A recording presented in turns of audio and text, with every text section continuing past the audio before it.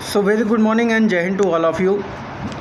Students, me Amit Mishra welcomes to all of you in the Nationalism in Europe part 2. So in earlier video we have discussed about to the what kind of changes has initiated into the Europe. As you know that during the 19th century the nationalism emerged as a force which brought about sweeping changes in the political and mental world of the Europe. And after all, the Frederick Sorio utopian vision, which ended the result of these changes, the emergence of nation state in place of multinational dynastic empires of Europe. So कहने का मतलब ये students कि हमने पिछले video part 1 में बात की कि किस तरह से फ्रेडरिक सोरियो ने अपना यूटोपियन विज़न दिया, जिसने पहली बार लोगों को ये एहसास दिलाया कि एक नेशन स्टेट होना चाहिए मल्टी नेशनल डायनेस्टिक एम्पायर्स की जगह, क्योंकि सारे लोगों की संस्कृति और भाषाएं सब अलग अलग हैं लेकिन एक ही बाउंड्री को शेयर करते थे.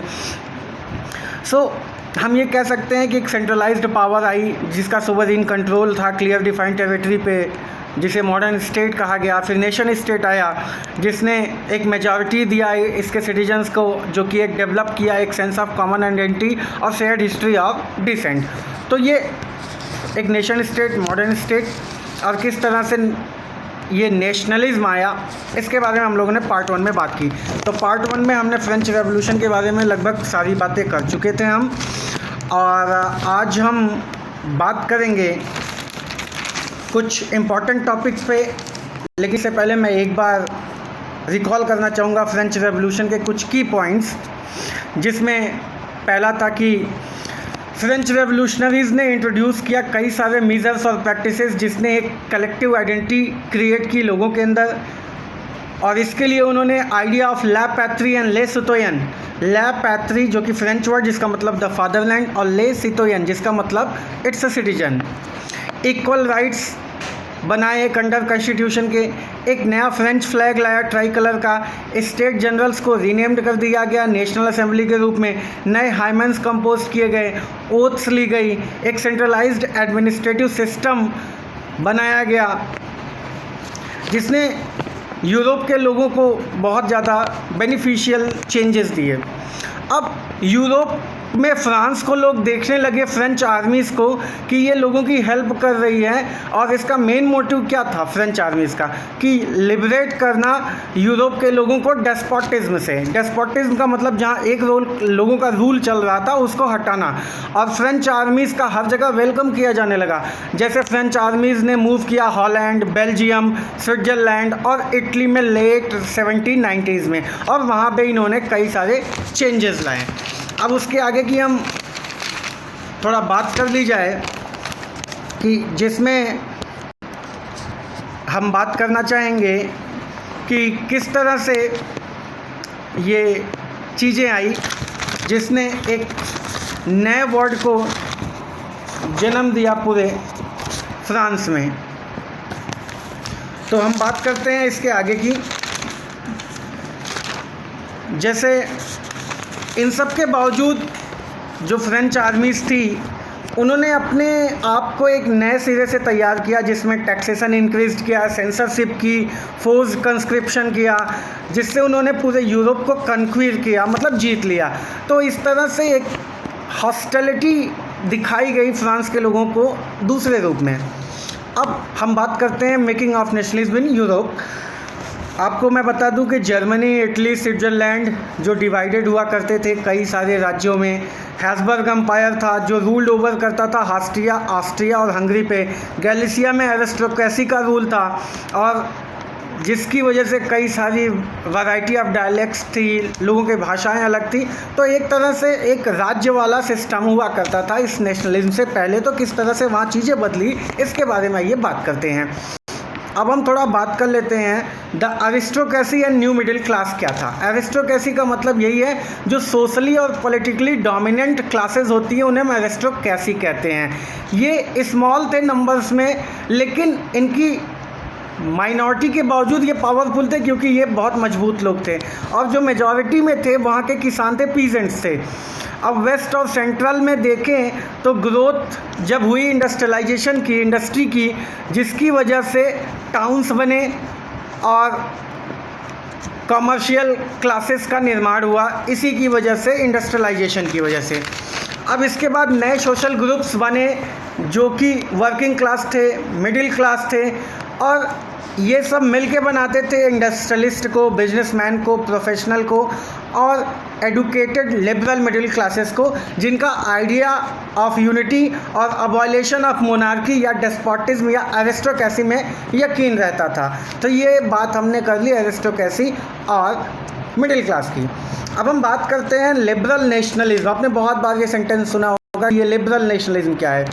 तो नए मिडिल क्लास के लिए लिबरल नेशनलिज्म क्या था कि फ्रीडम फॉर इंडिविजुअल और equality before law and end of autocracy. तो यही था कि लोगों की फ्रीडम हो, इक्वलिटी हो बिफोर लॉ, और ऑटोक्रेसी को ख़त्म किया जाए, और साथ ही साथ जो क्लर्कियल प्रिविलेजेस हैं, मतलब जो लोगों को सुख सुविधाएं मिली हैं, वो हटाई जाएं और प्राइवेट प्रॉपर्टी को स्टोर किया जाए। इसके अलावा वो चाहते थे फ्रीडम ऑफ मार्केट्स। जैसे जर्मन मेकिंग रीजन्स में पहले हाफ में 19th सेंचुरी में नेपोलियन ने एक कन्फेडरेशन बनाई 39 स्टेट्स की, जिसकी अपनी खुद की करेंसी थी, और उसने कई सारे अबॉलिशन किए जो वहाँ पे गतिरोध या ऑब्स्टिकल्स थे मार्केट के लिए। जैसे उसने एक जुलुवेरियन कस्टम यूनियन बनाया, जुलुवेरियन, जिसने 1834 में अबॉलिश किया टैरिफ बैरियर्स को। पहले जहाँ 13 करेंसीज चलती थी उसकी जगह 2 करेंसी लेके आए। तो इस तरह से ये लिबरल नेशनलिज्म था पूरे यूरोप में। अब हम बात करते हैं कि न्यू कंजर्वेटिज्म क्या था। जैसा आपको मालूम है कि 1815 में ब्रिटेन, रशिया, प्रूशिया, ऑस्ट्रिया ने मिलके हराया फ्रांस को। नेपोलियन बोनापार्टे की डेथ हुई 1815 में, बैटल ऑफ वाटरलू में वो हार गया। उसके बाद एक वियना कांग्रेस का निर्माण हुआ, जिसके तहत ऑस्ट्रियन चांसलर ड्यूक मेटरनिक और ब्रिटेन, रशिया, प्रूशिया, ऑस्ट्रिया के बीच में एक संधि हुई, जिसे ट्रीटी ऑफ वियना कहते हैं। आज हम इसके कुछ इम्पॉर्टेंट पॉइंट्स को स्टूडेंट्स डिस्कस करेंगे। पहला पॉइंट इसका था कि the Bourbon dynasty restored in France and France lost all territories owned by Napoleon, कि जो बॉर्बन डायनेस्टी जो फ्रेंच रेवोल्यूशन में हटा दी गई थी उसको रिस्टोर कर दिया जाएगा फ्रांस में, और फ्रांस ने जो नए राज्य जीते थे नेपोलियन बोनापार्टे के तहत वो सारे वापस करने होंगे। अब दूसरी बात मैं आपको बताऊं कि एक सीरीज ऑफ स्टेट इस्टेब्लिश की जाएगी कि जिससे आगे का जो फर्दर इन्वेंशन हो फ्रांस का वो ना हो पाए। तीसरी बात, जो किंगडम ऑफ नीदरलैंड था जो इंक्लूड करता था बेल्जियम को, वो सेटअप कर दिया गया नॉर्थ में, और जेनेवा को जोड़ दिया गया पिडमेंट में साउथ में। और अगली बात क्या थी इस ट्रीटी ऑफ वियना की, कि जो प्रूशिया था, प्रूशिया को नई टेरिटरीज मिल गई वेस्टर्न फ्रंटियर्स में, और ऑस्ट्रिया को दे दिया गया सेंट्रल और नॉर्दर्न इटली का कंट्रोल। बट 39 स्टेट जर्मन की जो कन्फेडरेशन थी उसको इन्होंने टच नहीं किया।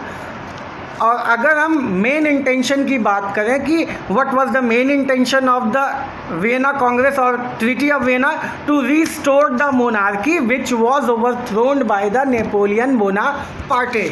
सो स्टूडेंट्स, आज के वीडियो में हमने डिस्कस किया कि किस तरह से नेशनलिज्म एक फोर्स के तौर पे आया जिसने चेंजेस लाए, और हमने बात की आगे के बारे में। Let us recall the facts which we have discussed right now. The making of nationalism in Europe, Germany, Italy, Switzerland जो डिवाइडेड था कई सारे किंगडम में, हैब्सबर्ग एम्पायर जो रूल्ड ओवर करता था, ऑस्ट्रिया हंगरी में, गैलिसिया में एरिस्टोक्रेसी थी। तो ये एक स्ट्रक्चर था यूरोप का। फिर एरिस्टोक्रेसी और न्यू मिडिल क्लासेज। अब एरिस्टोक्रेसी वही होते थे जो सोशली और पॉलिटिकली डोमिनेंट क्लासेज होते थे, वो स्मॉल नंबर्स में थे, लेकिन जो मेजॉरिटी थी पीजेंट्स की, इसके बावजूद वो मजबूत होने की वजह से उनके ऊपर रूल किया करते थे। वेस्ट और सेंट्रल में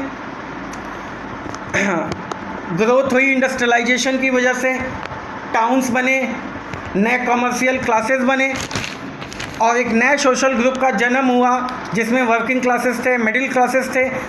इन सबको मिला के इंडस्ट्रियलिस्ट, बिजनेसमैन, प्रोफेशनल और एजुकेटेड लिबरल मिडिल क्लासेस आते थे जो आइडिया ऑफ यूनिटी और अबॉलिशन ऑफ मोनार्की एरिस्टोक्रेसी में यकीन करते थे। अब हम लिबरल नेशनलिज्म की बात करें तो नया मिडिल क्लास जो था उसके लिए लिबरल नेशनलिज्म स्टूड होता था जहाँ पे फ्रीडम फॉर इंडिविजुअल हो, इक्वलिटी बिफोर लॉ हो और एंड ऑफ ऑटोक्रेसी हो, और साथ ही साथ जो लोगों को सुख सुविधाएं जन्म या पद के आधार पे मिलती थी वो हटाई जाए और साथ ही साथ जो प्राइवेट प्रॉपर्टी है वो उनके पास रहे। फ्रीडम ऑफ मार्केट की भी बात की गई क्योंकि जर्मन मेकिंग रीजन्स में पहले हाफ में 19वीं सेंचुरी में नेपोलियन बोनापार्टे ने एक 39 स्टेट्स की जर्मन कन्फेडरेशन बनाई जिसकी अपनी खुद की करेंसी थी। अब इसने क्या काम किया कि अबॉलिशन किया कुछ ऑब्स्टिकल्स का, क्योंकि वहाँ पे बहुत सारी करेंसीज चलती थी, कई वेट्स एंड मीजर्स अलग अलग होते थे, एक रीजन में दूसरे तो दूसरे रीजन में तीसरे, तो इसकी वजह से बहुत सारी प्रॉब्लम्स हुआ करती थी। तो एक कस्टम यूनियन बनाया गया 1834 में जिसे जुलुवेरियन कहा गया।